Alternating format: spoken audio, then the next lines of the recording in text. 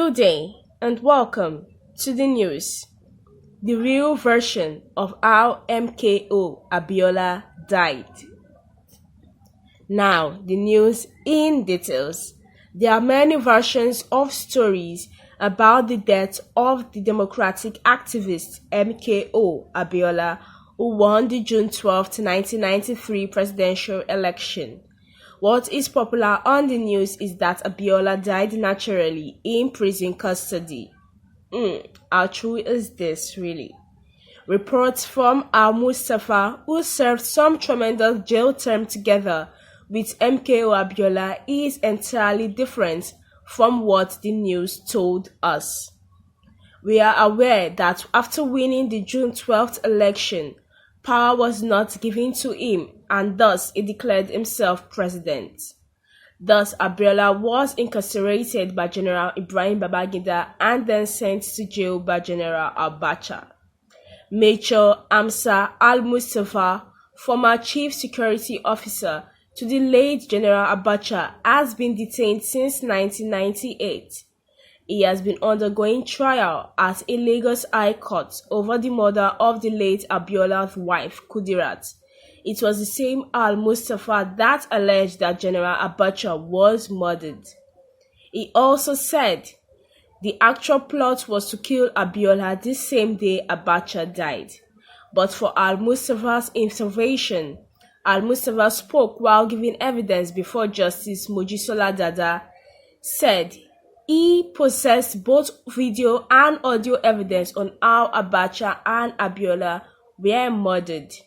According to him, Abiola would have been killed the very day Abacha died, but I relocated him within the barracks and used the strike force to protect him from those who wanted to balance the equation.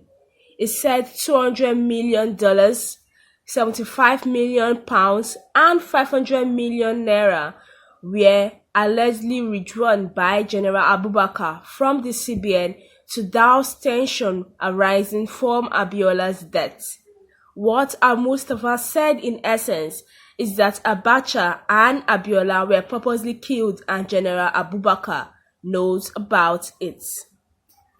So here we have reports from Al-Mustafa, who happens to be the former Chief Security Officer to late General Abacha, and who actually served jail time with MKO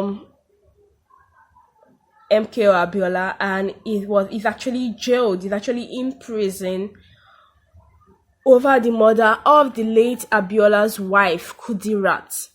And Al-Mustafa is coming out to actually say that MKO Abiola didn't die naturally in prison custody. Rather, he was murdered, and he said MKO Abiola as well as Abacha were both murdered. And he also said Abiola was supposed to be killed on the same day as Abacha, but that he actually relocated him within the barracks and used the strike force to protect him from those who wanted to balance the equation.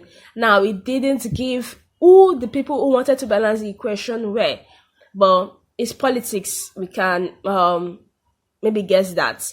And it also spoke about how money, several amounts, said $200 million, 75 million pounds, and 500 million naira were allegedly withdrawn by General Abubakar from the CBN to douse tension arising from Abiola's death.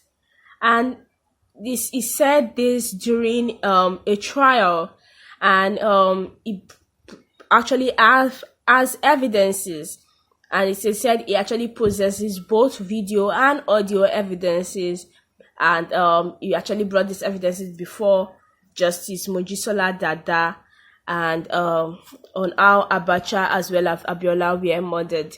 And this just goes to show that I don't think anyone in their right senses, anyone that actually believed that MKO Abiola died of natural causes.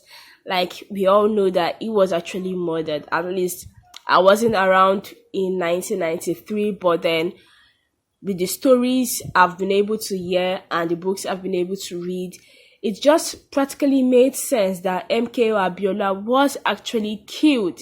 He was murdered and he did actually die of natural causes. The same goes for Abacha. I mean, we've heard different stories of Abacha's death with how he ate apple and all that.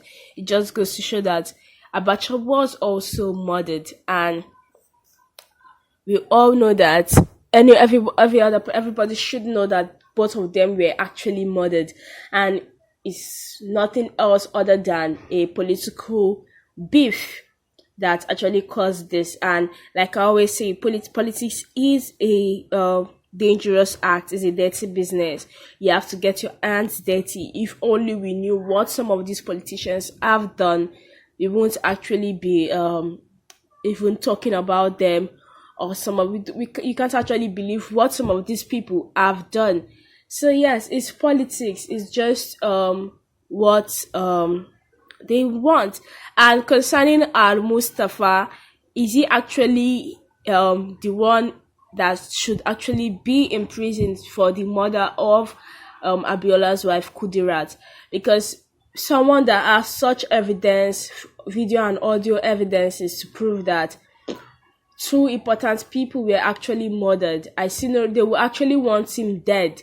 So I feel this man actually has this murder pinned on him, not that he actually did it, as he said that he has actually been in prison since 1998, and he has been going from one trial to another. And to be sincere, I feel he's actually going to be moving from one trial to another till he eventually dies in prison. He's not actually going to be set free, and that's just it. It's politics. A lot of times, it's better not to get yourself involved in all this politics if you know you can actually stand the it. Like, it's coming out with these evidences, and if these evidences actually make it out to the general public, then I kid you not, we are actually going to get to hear that Al Mustafa actually died in prison custody sooner rather than later. We're going to actually hear that he died in prison custody very soon, because that is how all this actually runs. If he's going to actually provide evidence of something like this against somebody, there's going to be problem, and people are going to actually want him dead, as a lot of people are actually going to go down for it. So yes, that's it from us today, guys. Don't forget to comment, like, share, and subscribe to our news channel so you get an update every time a new post is made. Thank you and God bless.